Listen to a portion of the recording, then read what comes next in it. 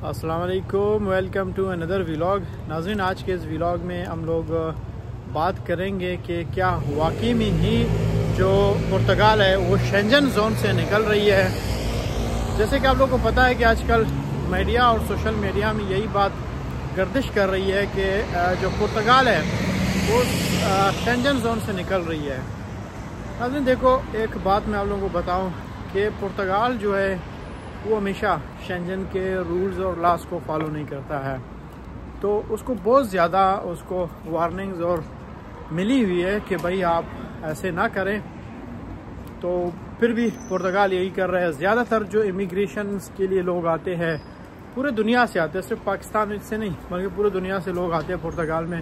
पुर्तगाल उनको पेपर देती है और फिर यही लोग इलीगल होके जर्मनी में जाते हैं, फ्रांस में जाते हैं और स्पेन में जाते हैं, बाकी कंट्रीज़ में जाते हैं, लोग काम करते हैं। तो अब आखिरकार जो शेंजन कंट्रीज़ वाले होते हैं वो लोग तंग आ गए हैं, तो उन्होंने पुर्तगाल को वार्निंग दिया है कि भाई अगर आप जो शेंजन के रूल्स हैं इनको फॉलो नहीं करोगे तो फिर आपको हम शेंजन से निकाल देंगे। जिस तरह हम देखते हैं कि शेंजन कंट्रीज़ होते हैं ना, वो इंटर भी उन लोगों को करते हैं। जैसे अभी रिसेंटली रोमानिया इंटर हो गया शेंजन जोन में, तो वो क्यों हुई है? वो उस तरह हुई है जब उन लोगों को बताया गया है कि भाई आपको हम करेंगे, लेकिन उसको ऑब्जर्वेशन में रखा गया है। ऑब्जर्वेशन क्या थी? वो ये थी कि उसको बताया गया कि आप ये रूल्स और ये रेगुलेशंस है, इनको अगर फॉलो करोगे तो हम आपको शेंजन जोन में लेंगे, अदरवाइज आपका शेंजन जोन में इंटर होना नामुमकिन है।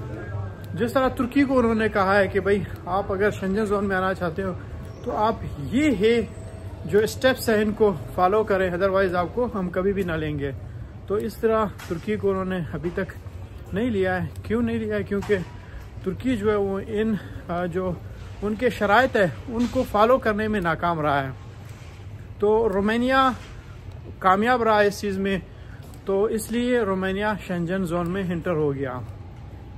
तो अब पुर्तगाल जो है वो भी शेंजन जोन का तो है हिस्सा, तो इसीलिए लोग वहाँ पे आके पेपर्स लेते हैं, फिर पूरे यूरोप का मज़ा लेते हैं, बल्कि पूरे यूरोप का नहीं बल्कि पूरे दुनिया का। तो अब पुर्तगाल ने भी यही काम किया है कि पूरे यूरोपियन स्टेट्स को डिस्टर्ब किया है। तो सब ने उसको वार्निंग दिया है कि भाई आप ये चीज़ ख़त्म करें, अदरवाइज़ आपको हम लोग निकाल देंगे। तो नाज़रीन देखो, एक बात तो ये है कि वार्निंग तो मिल गई है, इसमें तो कोई शक नहीं है। अब बात यहाँ पे ये आती है कि क्या वाकई में ही पुर्तगाल जो है वो शेंजन जोन से निकल सकता है? जहाँ तक मेरा अपना एक तज़िया है और मेरे तज़िया के साथ साथ भी एक अगर रियलिटी को, एक फैक्ट को अगर आप देखेंगे तो ये बिल्कुल नामुमकिन सी बात है। क्योंकि पुर्तगाल जो है एक गेट वे है, गेट वे टू शेंजन इसको कहा जाता है। पूरे शेंजन कंट्रीज जो है वो पुर्तगाल उनके लिए एक गेट वे है। तो शेंजन से उसको निकालना एक बल्कि नामुमकिन नहीं, नामुमकिन है, बल्कि मुमकिन नहीं नामुमकिन है मेरे नज़र में।